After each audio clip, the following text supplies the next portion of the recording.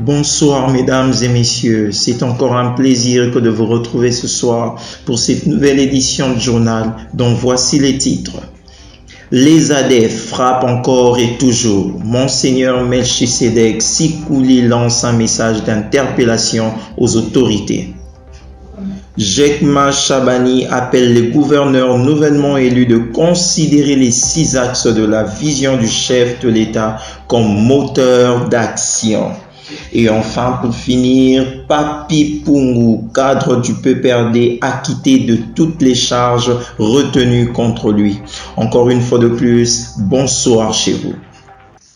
Les ADF continuent de faire mal. En effet, c'est dans un message plein d'émotion et de compassion publié le mardi 18 juin que l'évêque du diocèse de Butembo Beni, Monseigneur Melchisedek Sikouli, a lancé une interpellation aux autorités à mettre fin au supplice de la population qui a trop duré dans cette région martyre d'Eringeti, à Kanyabayonga, de Kasindi à Mangoure-Jipa.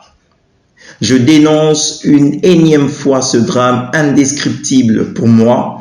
Dénoncer ces violations graves et actuelles de la dignité humaine est un devoir. Pourquoi? Parce qu'en communion avec l'Église, je suis profondément convaincu que l'on ne peut séparer la foi de la défense de la dignité humaine. L'évangélisation de la promotion d'une vie digne et la spiritualité de l'engagement pour la dignité de tous les êtres humains, a écrit M. Melchisedek Sikouli. En effet, il s'y est de rappeler qu'au moins 41 personnes tuées par les terroristes ADF a dit. La société civile, par contre, avance le chiffre de 100 personnes. Jekma Chabani appelle les gouverneurs nouvellement élus de considérer les 6 axes de la vision du chef de l'État comme moteur d'action. Ouverture ce mercredi en effet à Kinshasa par le vice-premier ministre, ministre de l'Intérieur, Sécurité, Décentralisation et Affaires coutumières de la séance d'information avec le gouverneur et leur vice nouvellement élus.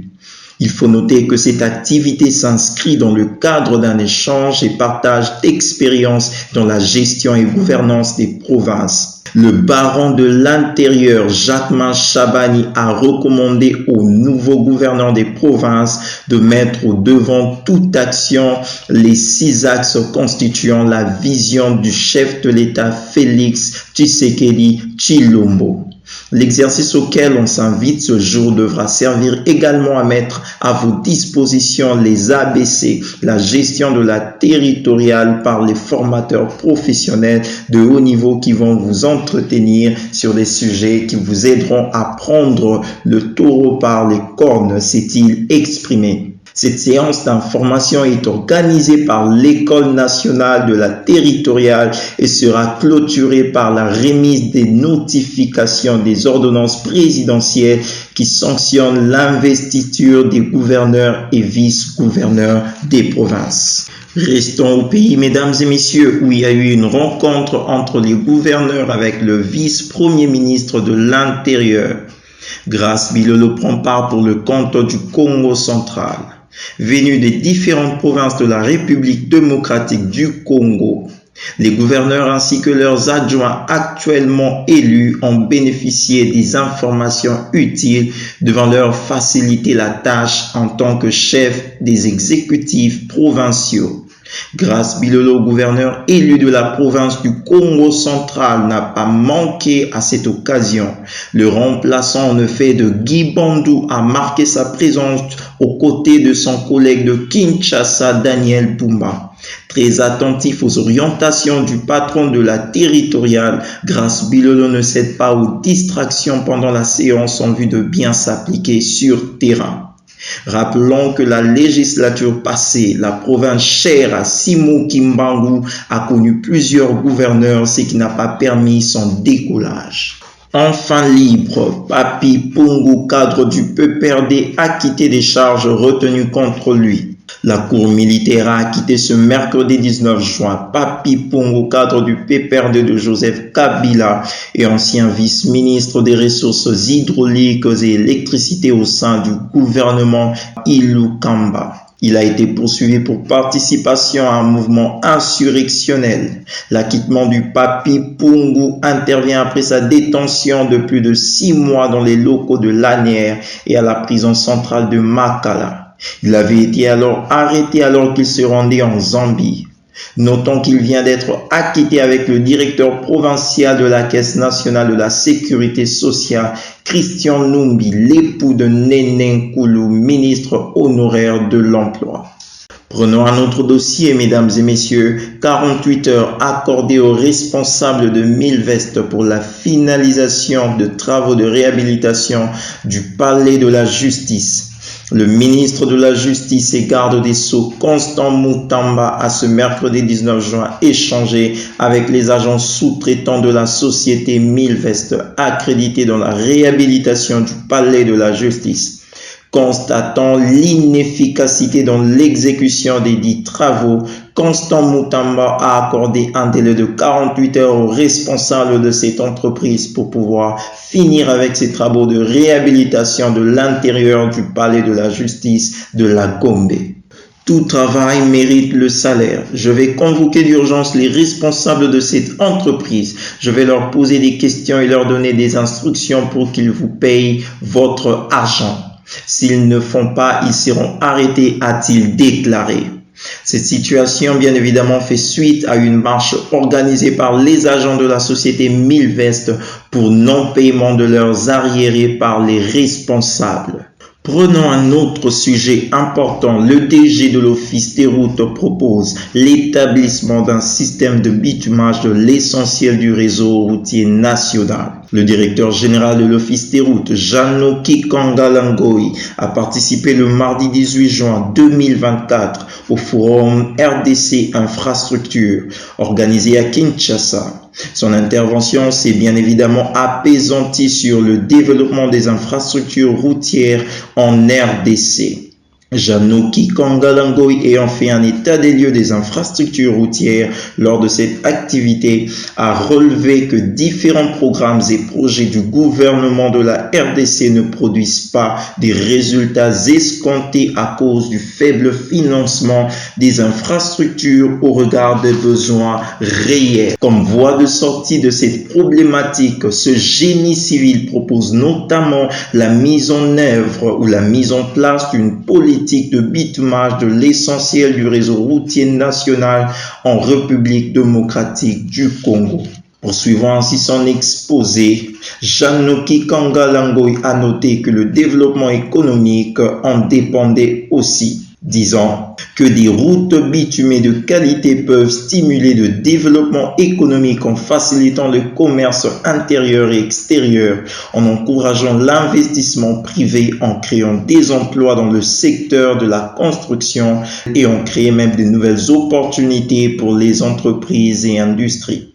Dans son troisième point, le DG de l'Office des routes a cité la durabilité et entretien. Selon lui, le bitumage de routes nécessite un investissement initial important, mais peut offrir une durabilité à long terme. Et allant pour clôturer son exposé, il a fait comprendre que l'amélioration de l'accessibilité par le bitumage de routes peut avoir un impact positif sur la vie de la population locale, en facilitant l'accès aux soins de santé, à l'éducation, aux marchés, aux services publics, en réduisant l'isolement des communautés. Mais seulement il faut mettre au point un programme d'entretien régulier et efficace essentiel pour assurer la longévité des routes bitumées, a-t-il insisté. Changeons de pays, mesdames et messieurs, direction Afrique du Sud, où le président Félix Antoine Tshisekedi Tshilombo a pris place à l'investiture de son homologue Cyril Ramaphosa.